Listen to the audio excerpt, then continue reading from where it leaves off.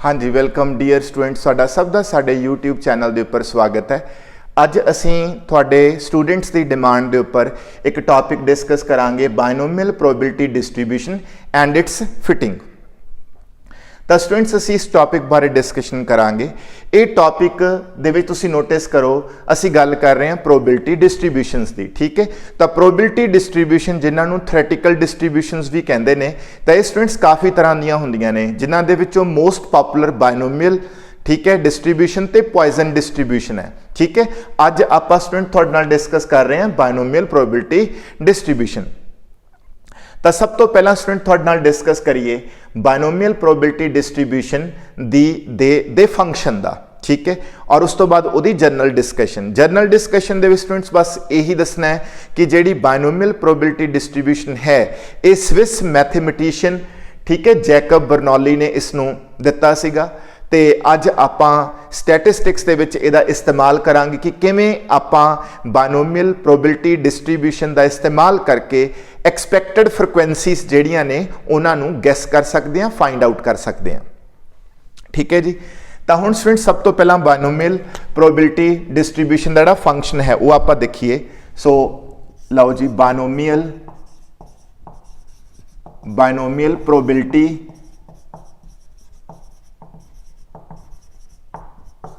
Distribution का जो function है वो किस तरह लिखा जाएगा। ठीक है जी, तो स्टूडेंट्स फार्मूला है NCR, एक कॉम्बिनेशन का फार्मूला है स्टूडेंट्स। ठीक है जी, उस तो बाद P दी पावर R ते Q दी पावर N-R। तो ये है जी बायनोमियल प्रोबेबिलिटी डिस्ट्रीब्यूशन फंक्शन। ठीक है जी, तो हुण स्टूडेंट्स आप वन बाय वन डिस्कस करांगे कि what is the meaning of N. तो एन स्टूडेंट्स किस नूं रिप्रजेंट करती है, तो एन रिप्रजेंट करती है थोड़े नंबर ऑफ ट्रायल्स नूं। ठीक है जी, नंबर ऑफ ट्रायल्स। तो नंबर ऑफ ट्रायल्स की होंगे स्टूडेंट्स, इन्हों ज़्यादा बैटरली थोनों अंडरस्टैंड करवावांगे जो आप न्यूमेरिकल करांगे, उदों थोनों ये ज़्यादा क्लैरिटी आएगी। फिलहाल आप दसता कि एन थोड़े नंबर ऑफ ट्रायल्स नूं रिप्रजेंट करेगा। ठीक है जी, और पी रिप्रजेंट करेगा ठीक है जी प्रोबेबिलिटी नूं, पी रिप्रजेंट्स प्रोबेबिलिटी ठीक है जी of success, probability of success इन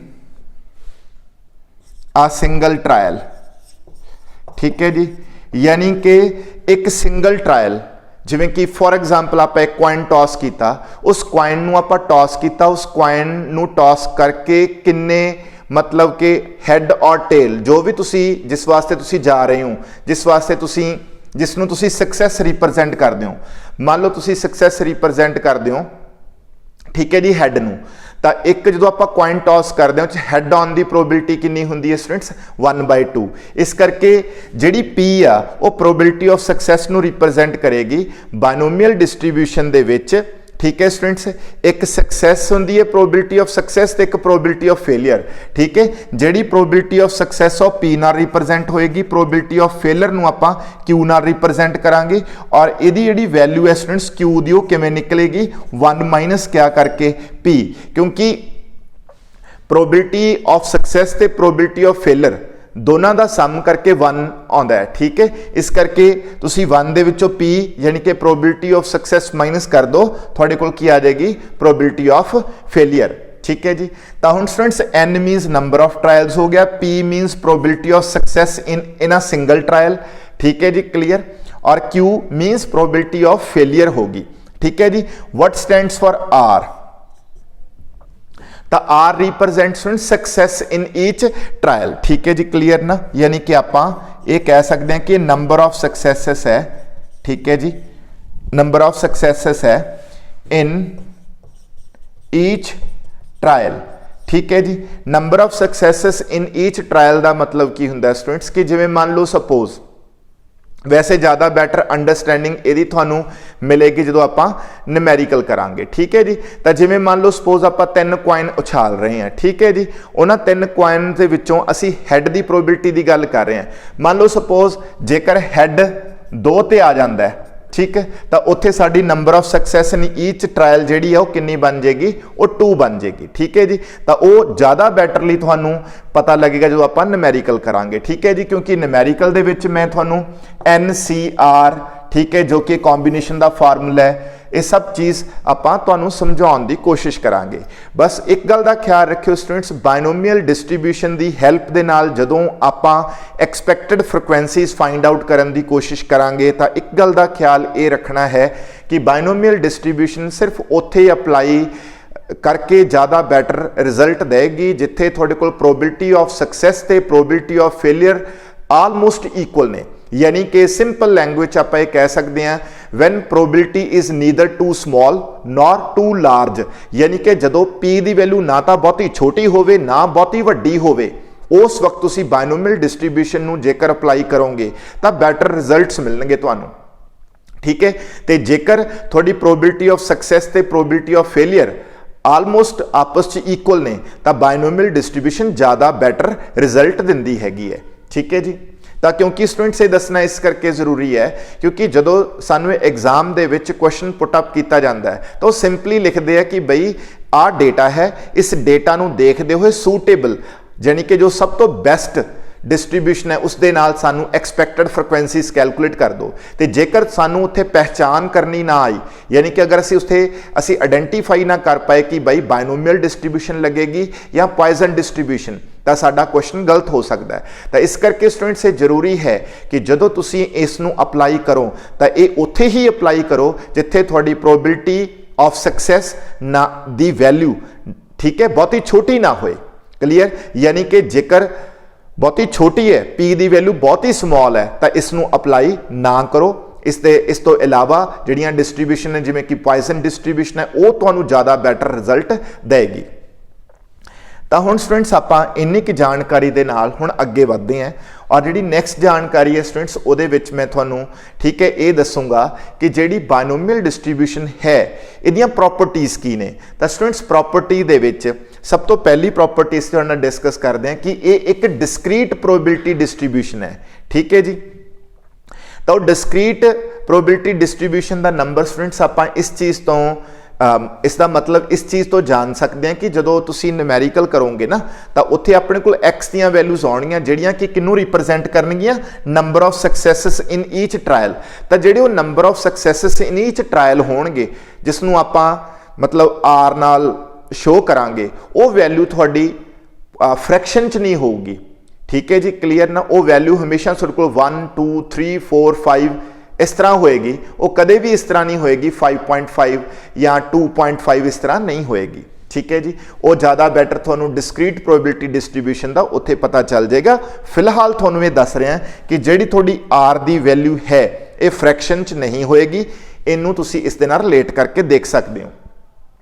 उस तो बाद स्टूडेंट्स बायनोमियल डिस्ट्रीब्यूशन थोड़े कोल जिवें आ चीज़ पई है, अगर तुसी बायनोमियल डिस्ट्रीब्यूशन नू फाइंड आउट करना चाहते हो तो तुहानू दो चीज़ों की जरूरत है। ठीक है, एक N की जरूरत है, एक P की। अगर तुहानू N पता चल गया और P पता चल गया, ठीक है, तुसी इसनू फाइंड आउट कर सकते हो। यानी कि ये दो मेन पैरामीटर्स ने बायनोमियल डिस्ट्रीब्यूशन दे, बायनोमियल डिस्ट्रीब्यूशन नू ठीक है एसरटेन करने वास्ते। ठीक है, उस तो बाद बायनोमियल डिस्ट्रीब्यूशन का अगर तुसी मीन फाइंड आउट करना होवे तो मीन फाइंड आउट करने लई तुहानू क्या करना पएगा, N नू P नाल मल्टीप्लाई करना होएगा, तुहाडे कोल की आ जाएगा बायनोमियल डिस्ट्रीब्यूशन का मीन आ जाएगा।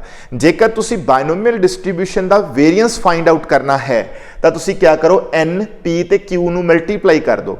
N स्टैंड्स फॉर थोड़े नंबर ऑफ ट्रायल्स हो गए, P stands for probability of success होगी, Q stands for probability of failure होगी। जिमें कि एग्जाम्पल के तौर पर जिमें मान लो सपोज आप कॉइन टॉस कर रहे हैं तो असी हैड नू देख रहे हैं, हैड की प्रोबेबिलिटी कितनी होंगी स्टूडेंट्स 1/2। तो इट मीनस जी फेलियर की प्रोबेबिलिटी यानी कि हैड नहीं आएगा उसकी प्रोबेबिलिटी कितनी है, वो भी 1/2 है, क्योंकि जे हैड ना आया तो टेल आएगा, टेल की प्रोबेबिलिटी कितनी है 1/2। तो बायनोमियल डिस्ट्रीब्यूशन वैसे भी एक गल का ख्याल रखियो स्टूडेंट्स कि ये असी अगे तुहानू दसांगे भी बायनोमियल डिस्ट्रीब्यूशन जेडे असी ट्रायल यानी कि कोई एक्सपैरीमेंट करते हैं तो वो चो दो ही आउटकम आते हैं और जेडे दोनों आउटकम होणगे ना स्टूडेंट्स वो म्यूचुअली एक्सक्लूसिव होणगे। यानी कि सब तो पहला तो only 2 possible outcomes are there, only 2 possible outcomes होणगे और वो दोनों आउटकम्स म्यूचुअली एक्सक्लूसिव होणगे। म्यूचुअली एक्सक्लूसिव का मतलब स्टूडेंट्स ये हुंदा है कि जिवें तुसीं कॉइन टॉस कर रहे हो, कॉइन टॉस करके या तो हैड आएगा या टेल आएगा, दोनों नहीं आ सकते, उन्होंने ही म्यूचुअली एक्सक्लूसिव कहते हैं। म्यूचुअली एक्सक्लूसिव ईवेंट्स वो ईवेंट्स होंदियां ने जिन्हां दे विच दोनों ईवेंट्स दे साइमल्टेनियस हैपन होने की प्रोबेबिलिटी नहीं हो सकती, मतलब दोनों साइमल्टेनियसली हैपन नहीं हो सकदियां। जिवें कि तुसीं कोई डाइस रोल कर रहे हो, ਉਹਦੇ ਉੱਪਰ ਤੁਸੀਂ प्रोबेबिलिटी देख रहे हो कि की चांसेस है कि ईवन नंबर आएगा या ऑड। हुण या तो ईवन नंबर आएगा या ऑड आएगा, ईवन ते ऑड इकट्ठे नहीं आ सकते, ठीक है। आही गल दा मतलब है, यही चीज़ मतलब बायनोमियल डिस्ट्रीब्यूशन मन के चलती है कि जदों बायनोमियल डिस्ट्रीब्यूशन दे विच आपां ट्रायल्स करते हैं है ना, कॉइन टॉस करते हैं या मान लो सपोज किसी भी इस तरह की कोई चीज़ वॉच करके प्रोबेबिलिटी नोट करते हैं, ठीक है जी। तो वो जो सारे ट्रायल्स होणगे सब तो पहला उन्होंने जोड़े आउटकम्स होणगे 2 होणगे, ठीक है। एक नूं असीं एज अ सक्सैस देखांगे, एक नूं असीं एज अ फेलियर देखांगे, ठीक है जी। चलो तो हुण स्टूडेंट्स जिहड़ा वेरिएंस सी उहदे विच n नंबर ऑफ ट्रायल्स हो गया, p प्रोबेबिलिटी ऑफ सक्सैस ते आ प्रोबेबिलिटी ऑफ फेलियर होगी, ठीक है जी। प्रोबेबिलिटी ऑफ फेलियर यानी कि क्यू किवें निकलेगी 1 माइनस p करके। और तुहानूं ये भी दस दिता जाए कि जिहड़ा मतलब कि सक्सैस ते फेलियर ये 2 आउटकम जिवें मैं हुणे डिस्कस कर रहा सी वो चीज़ां ने। स्टैंडर्ड डेविएशन निकालना है, अगर तुसीं स्टैंडर्ड डेविएशन निकालना बायनोमियल डिस्ट्रीब्यूशन का तो तुहानूं सब नूं स्टूडेंट्स ये भी ही पता है कि तुसीं वेरिएंस का अंडरूट कर दो, यानी कि एन पी क्यू की जो वैल्यू आएगी वह अंडरूट लै लो, तुहानूं स्टैंडर्ड डेविएशन मिल जाएगा बायनोमियल डिस्ट्रीब्यूशन का। फिर स्टूडेंट सब तो इंपॉर्टेंट चीज़ आती है बायनोमियल डिस्ट्रीब्यूशन की जी शेप आ, ठीक है जी। तो वो शेप स्टूडेंट्स मैं इसनूं क्लैरीफाई करांगा। तो वो शेप देखो जी आप निकालते हैं,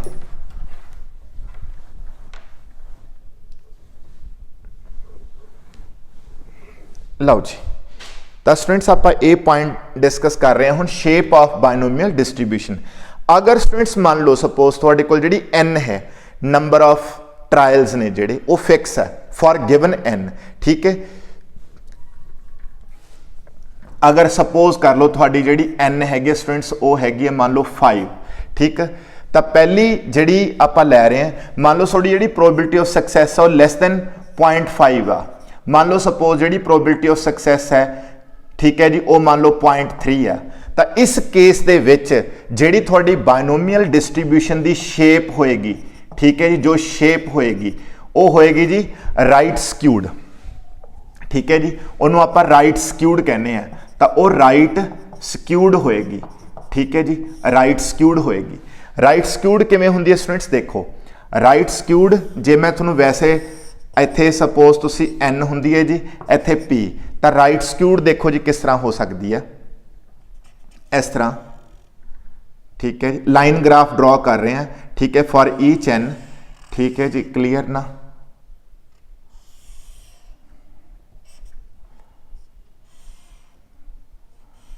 ठीक है जी, इस तरह का लाइन ग्राफ बनेगा, यानी कि जे इसनूं मैं थोड़ा जिहा तुहानूं स्मूथली ड्रॉ करके दिखावां विदाउट लाइन ग्राफ, तो तुसी इस तरह जिहनूं तुसी मैच करोगे तो ये इस तरह बनेगा, ये इस तरह बनेगा, ठीक है। ये राइट स्क्यूड बनेगी, इसनूं आपां पॉजिटिवली स्क्यूड भी कह सकते हैं, ठीक है जी, पॉजिटिवली स्क्यूड भी कह सकते हैं अगर तुहाडी जिहड़ी P आ यानी कि प्रोबेबिलिटी ऑफ सक्सैस आ वो 0.5 तो की आ घट हैगी आ तां, ठीक है जी। तो जे स्टूडेंट्स मान लो सपोज जिहड़ी तुहाडी सपोज हुण n तुहाडे कोल 5 ही आ ते p की जिहड़ी वैल्यू है दैट इज 0.5 आ, यानी कि इस केस दे विच p ते q इक्वल हो जाणगे, क्योंकि जे p 0.5 आ तो q किवें आएगी 1 माइनस 0.5 करके, ठीक है। तो इत्थे p ते q इक्वल आ, जदों p ते q इक्वल हुंदे ना स्टूडेंट्स उस वक्त जिहड़ी बायनोमियल डिस्ट्रीब्यूशन की शेप हुंदी है, बायनोमियल डिस्ट्रीब्यूशन की जिहड़ी शेप आ वो सिमेट्रिक हुंदी आ, यानी कि सिमेट्रिकल हुंदी आ। सिमेट्रिकल का मतलब स्टूडेंट तुसीं ये कह सकते हो, जे मैं सिंपली ड्रॉ करा तो इस तरह, ठीक है, जस्ट लाइक बैल शेप, ठीक है जी, क्लियर। तो इस तरह होंगी है, जे आप जिहड़ा लाइन ग्राफ आ वो ड्रॉ करांगे तो इस तरह होगी,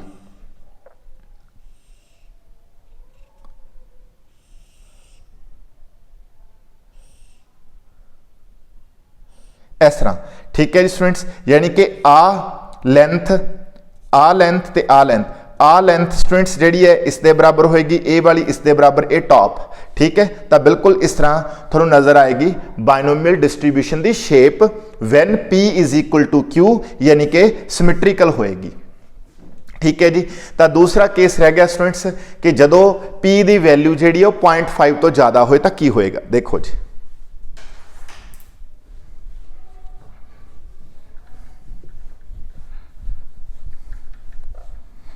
लो जी, जदों स्टूडेंट्स मान लो n सोडे कोल 5 ही है, ठीक है, n 5 ही है पर P की वैल्यू जी है मान लो 0.5 तो ज़्यादा है। सपोज करो अपने को जी वैल्यू आप लै रहे हैं वो मान लो सपोज 0.7 लै रहे हैं जी आप, ठीक है जी। सपोज करो आप 0.7 लै रहे हैं, ठीक है जी। तो स्टूडेंट्स 0.7 उस तो बाद इस दे विच वो लैफ्ट स्क्यूड बनेगी, लैफ्ट स्क्यूड, ठीक है जी।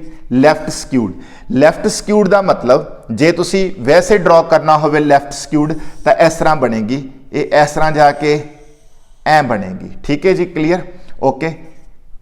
जे तुसी लाइन ग्राफ ड्रॉ करना स्टूडेंट्स तो बिल्कुल इस दे ऑपोजिट लाइन ग्राफ जिहड़ा हैगा सोडा वो ड्रॉ होएगा, ठीक है जी। वो आप ड्रॉ कर देने हैं ये बिल्कुल ऑपोजिट,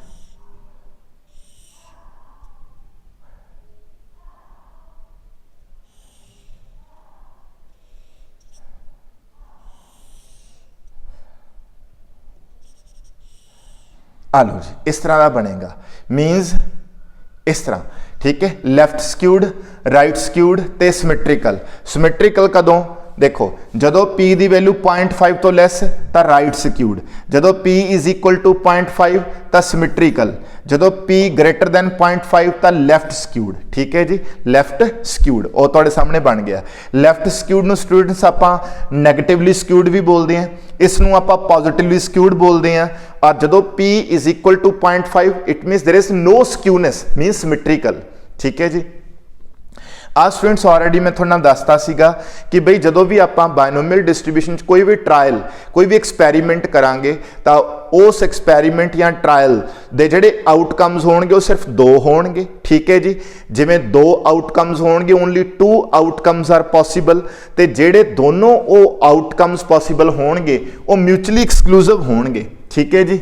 म्यूचुअली यानी कि वो म्यूचुअली एक्सक्लूसिव होणगे। म्यूचुअली एक्सक्लूसिव का मतलब होंगे स्टूडेंट्स कि जिवें मान लो सपोज तुसी कॉइन टॉस करते हो, इधर तुहाडे कोल हैड आएगा या टेल आएगा, तो आ चीज़ तो पॉसीबल होंदी नहीं, मतलब कि दिस इज नॉट पॉसीबल कि हैड ते टेल कट्ठे आ जान, इस करके ये पॉसीबिलिटी तो नहीं है, ये पॉसीबिलिटी है, ठीक है, जिहदे विच जां तां हैड या टेल, यानी कि दोनों इवेंट्स दोनों जिहड़े इवेंट आ कट्ठे नहीं आ सकते, साइमल्टेनियसली हैपन नहीं हो सकते। यानी कि ऐ नहीं हो सकता तुसी कॉइन टॉस कीता एंड यू विल गेट कि हैड ते टेल दोनों आ गए, नहीं आ सकते।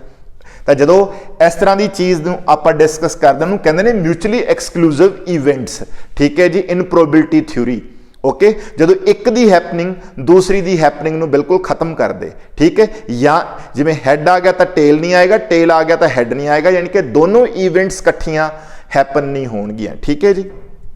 चलो तो ये सी स्टूडेंट थोड़े नाल सारी discussion about the properties of the binomial distribution and JD थोड़ा बाइनोमियल डिस्ट्रीब्यूशन फंक्शन है, तो बाइनोमियल डिस्ट्रीब्यूशन फंक्शन का जो फार्मूला है स्टूडेंट्स वो तुहानूं ज़्यादा क्लैरिटी नाल समझ आएगा जब मैं हुण फिटिंग करांगा ना थोड़े सामने, तो फिटिंग तुहानूं ज़्यादा क्लैरिटी आएगी कि what is the meaning of N R everything, तो उन्होंने सॉल्व किवें करना है वो सारी क्लैरिटी हो जाएगी, ठीक है जी। तो हुण आपां स्टार्ट करते हैं students fitting of the binomial distribution.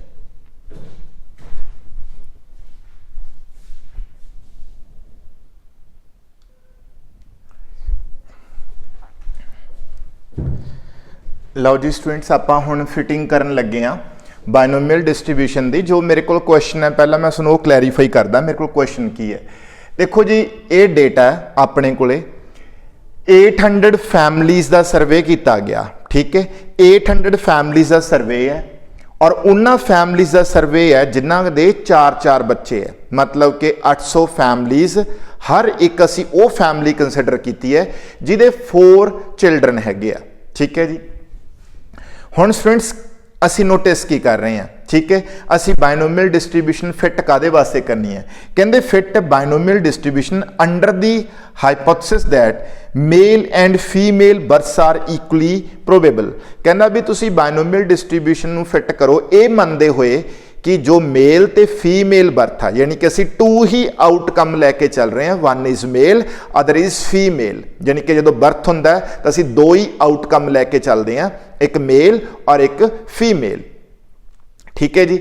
तो स्टूडेंट्स जेडे डिस्ट्रीब्यूशन आप इस बेसिस ते फिट करनी है कि इक्वली लाइकली है, यानी कि मेल ते फीमेल दा जो प्रोबेबिलिटी है दैट इज इक्वल, यानी कि ऑब्वियस है इत्थे फिर बाइनोमियल डिस्ट्रीब्यूशन ही ज़्यादा बैटर रिजल्ट देगी तो आप बाइनोमियल डिस्ट्रीब्यूशन ही फिट करांगे।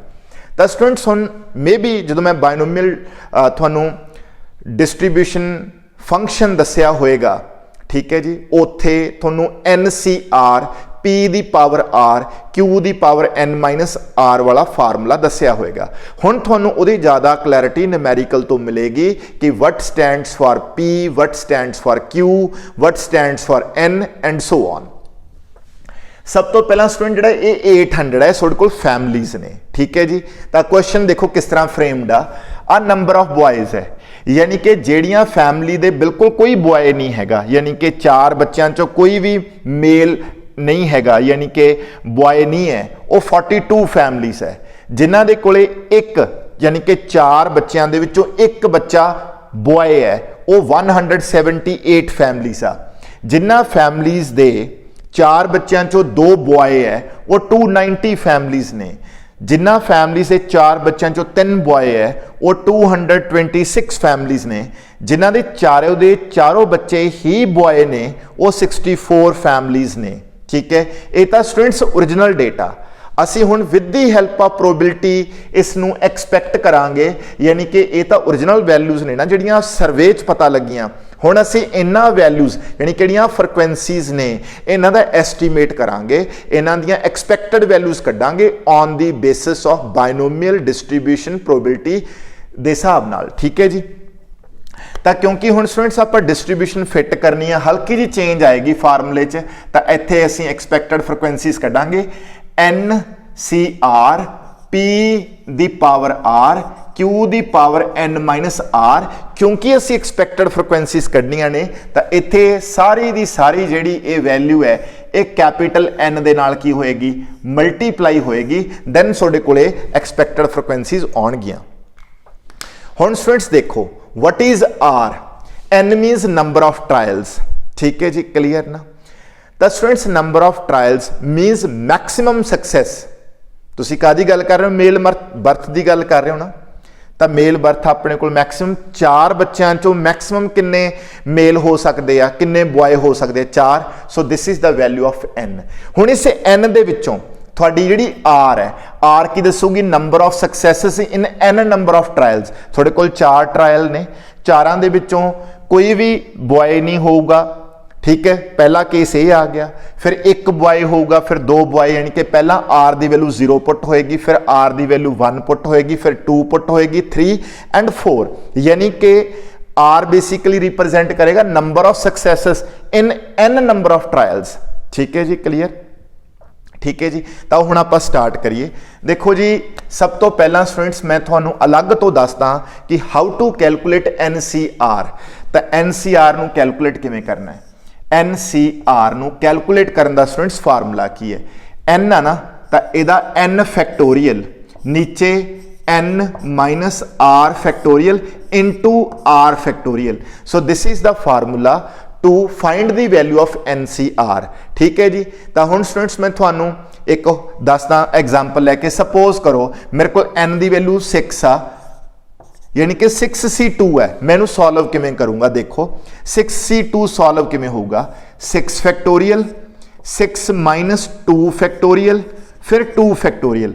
What is factorial? Factorial student जिवें मान लो 6 का फैक्टोरियल है, तो जेडे भी नंबर का तुसी फैक्टोरियल लेना है उस नंबर तो लैके 1 तक जिन्ने भी होल नंबरस आ उन्होंने मल्टीप्लाई कर दो। जिमें 6 का फैक्टोरियल यानी कि 6 into 5 into 4 into 3 into 2 into 1, तो ये आ गया जी 6 फैक्टोरियल। तो उन्हें सॉल्व करिए, 6 फैक्टोरियल 6 इंटू, ठीक है जी 5 इंटू 4 इंटू 3 इंटू 2 इंटू 1 नीचे 6 माइनस 2 का फैक्टोरियल 6 माइनस 2 इज 4 तो 4 का factorial 4 into 3 into 2 into 1 into पाके 2 का फैक्टोरियल 2 इंटू 1 ठीक है जी। हुण स्टूडेंट्स आ वाली चीज़ 4 3 2 इंटू 1 इस नाल कैंसल होगी ठीक है जी। आ 2 3 आ गया 3 इंटू 5 15 इट मीन 6C2 की वैल्यू कितनी आ गई 15 आ गई। हुण स्टूडेंट्स आप अपने क्वेश्चन के अकॉर्डिंग देखते हैं कि किमें वैल्यूज निकल गई। देखो जी तो लो जी स्टूडेंट्स आप 1 बाय 1 सॉल्व करांगे। तो हुण स्टूडेंट्स अपने को जिहड़ी P आ क्योंकि आप इक्वली लाइकली रह चुके हैं तो प्रोबेबिलिटी ऑफ सक्सैस यानी कि बॉय की भी 1 है तो बॉय के ना होने की भी 1/2 है सॉरी नॉट 1 1/2 ठीक है जी। तो इतने वैल्यूज पुट करिए। सब तो पहला स्टूडेंट्स अपने को जी कैपिटल N है वो टोटल फैमिलीज नू रिप्रजेंट करेगी जिन्हों का आप सर्वे किया है 800 तो लिख दो जी ठीक।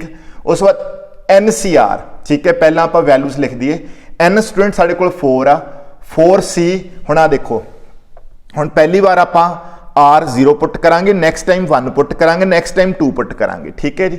हुण इत्थे 4C 0 1/2 दी पावर 0 1/2 दी power 4 minus 0 in this way N 4 आ 4 चो R कितना हो गया जी 0।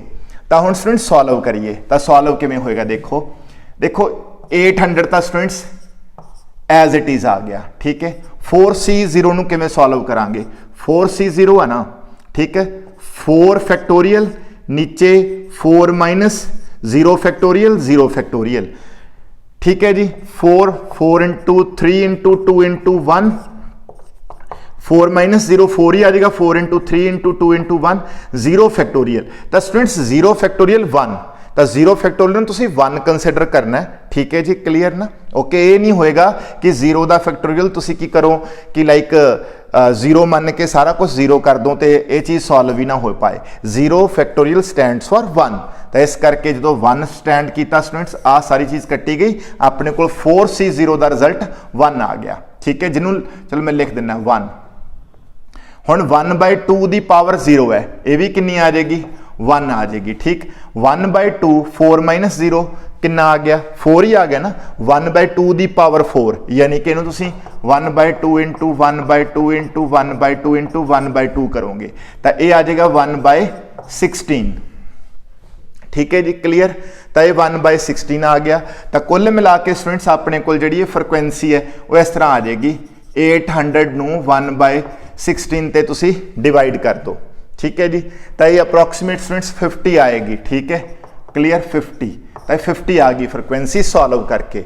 नैक्सट टाइम आप सॉल्व करांगे 800 4C1 1/2 हुण अपने को R की वैल्यू कितनी आ गई 1 ठीक है 1/2 N 4 आ 4 चो 1 माइनस किया 3 इनू सॉल्व करांगे ठीक है। नैक्सट टाइम 4C2 1/2 दी पावर 2 1/2 देखो N माइनस R हुण R 2 आ तो इत्थे 4 चो 2 माइनस किया 2 रह गया last sorry not last 4C3 1/2 दी पावर 3 1/2 दी पावर 1 ठीक एंड लास्ट वन 800 ठीक है 4C4 1/2 दी पावर सॉरी 4 ते 1/2 दी पावर 0 क्योंकि N 4 आ R भी 4 आ ठीक है जी 4 माइनस 4 0। तो हुण स्टूडेंट्स आप 1 बाय 1 सॉल्व कर लिए सारे ठीक है जी क्लीयर ओके। जिवें देखो आप सॉल्व करिए सब तो पहला आ चीज़ ठीक है जी 800 ठीक 4C1 4 फैक्टोरियल ठीक है 4 इंटू 3 इंटू 2 इंटू 1 ठीक है 4 minus 1 3 factorial 3 into 2 into 1 into 1 आ सारी चीज़ कैंसल हो जाएगी स्टूडेंट्स 4 आ जाएगा तो इतने 4 आ गया ठीक आ जी चीज़ है स्टूडेंट्स 1/2 दी पावर 1 तो 1/2 दी पावर 3 ये 1/16 आएगी साढ़े को ठीक तो 4 इस ना कट हो जाएगा ठीक 4 4 16 हो गया तो अपने को कट करके स्टूडेंट्स से 200 आ गई ये वैल्यू अपने को 200 आ गई ठीक है। आ वैल्यू निकालिए 4C2 4 factorial 4 minus 2 factorial 2 factorial 4 into 3 into 2 into 1 नीचे 4 माइनस 2 2 1 2 1 फिर अगेन 2 इंटू 1 इस नाल 3 इंटू 6 6 आ गया स्टूडेंट्स ठीक 6 आ स्टूडेंट्स 1/2 दी पावर 2 ते 1/2 दी पावर 2 ये ना जे देखोगे स्टूडेंट्स जेड़ा ए वाला रिजल्ट है ना 1/2 दी पावर 0 ते 1/2 दी पावर n माइनस आर ये जो रिजल्ट है कंबाइंडली आ वाला रिजल्ट जो कंबाइंडली इसका रिजल्ट हमेशा सेम आएगा ठीक है जी। तो आ चीज़ आ गई स्टूडेंट्स इनू आप देखिए 3 8 तो 300 आ गया स्टूडेंट्स कट करके ठीक है जी। 4C3 नू सॉल्व करांगे हुण आपां 4C3 4 फैक्टोरियल 4 माइनस 3 फैक्टोरियल ते 3 फैक्टोरियल ठीक है जी। 4 फैक्टोरियल 4 इंटू 3 इंटू 2 इंटू 1 इत्थे 1 आ गया जी 3 फैक्टोरियल 3 इंटू 2 इंटू 1 आ सारी चीज़ कट गई 4 आ गया ठीक। तो 800 4 इंटू 1/16 तो साढ़े को आ गया जी 200 ठीक क्लीयर। लास्ट 4C4 जो स्टूडेंट्स आ चीज़ मैच करती हुए ना 1 होंदा उदों निकालन की लोड़ नहीं है 1 होंदा एक जो 0 होवे नीचे ठीक है जी आर की वैल्यू 0 है तां भी 1 होएगा कॉम्बीनेशन का जो रिजल्ट आएगा जो 4C4 है आ दोनों मैच कर जान एन ते आर उदों भी रिजल्ट जो 1 आता है 800 1/16 आंसर कितना आ गया स्टूडेंट्स 50 ठीक। आ थोड़ियां स्टूडेंट्स एक्सपैक्टेड फ्रिक्वेंसीज आ गई इन्होंने अलग तो आप लिख दें साफ करके ठीक है जी।